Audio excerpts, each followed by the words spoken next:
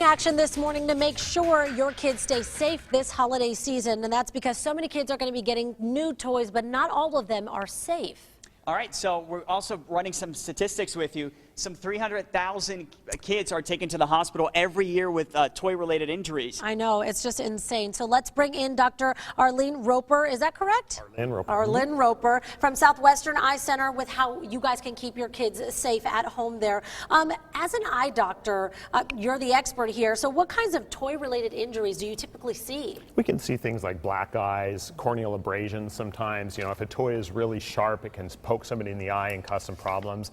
Mostly it's just superficial injuries. Yeah, but you know, you do see them, and that's kind of the issue here. So a group just released a warning list. What kinds of toys were on that list? Well, toys like this that have a sharp surface on it, and this is, if you touch this is actually really sharp.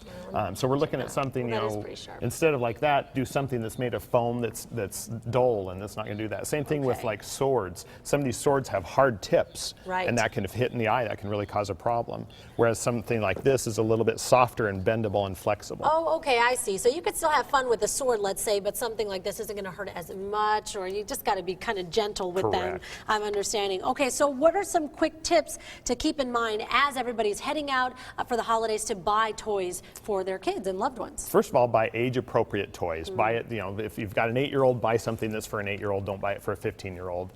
Second of all, just make sure that you always supervise your children with these toys. Nothing can take the place of adult supervision for these. Yeah, we've got a lot of the lists over here, and then maybe kind of keep an eye on them as they're playing. And those toddlers, I was just with my sister and who's got, you know, my niece and my nephew. They're 1 and 3.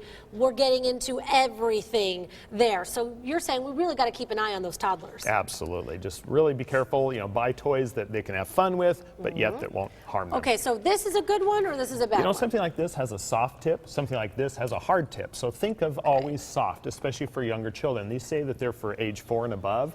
Try and do something again that's going to, you know, be very safe with their eyes. Sure, and you know what? We see these kinds of guns all the time, these Nerf guns or anything like that, and they're so popular. So are these a good one to get, or you kind of want to stay away from those projectile kind of things? You know, if you can stay away from it, try to. But you know, if it was something like this, this has got a little bit more hard tip. This has more of a suction cup tip, so it's got more space. So if it were to hit them in the eye, it's not going to cause as much damage as one like that. Also, make sure and tell your children they can't get very close. You've got to shoot from a far distance away, not up close. Yeah, that definitely makes sense. And so, in some extreme cases, what kinds of injuries have you seen? The one that I saw the biggest was a Nerf gun actually that hit them in the eye and caused blood to flow inside the eye, what we call a hyphema.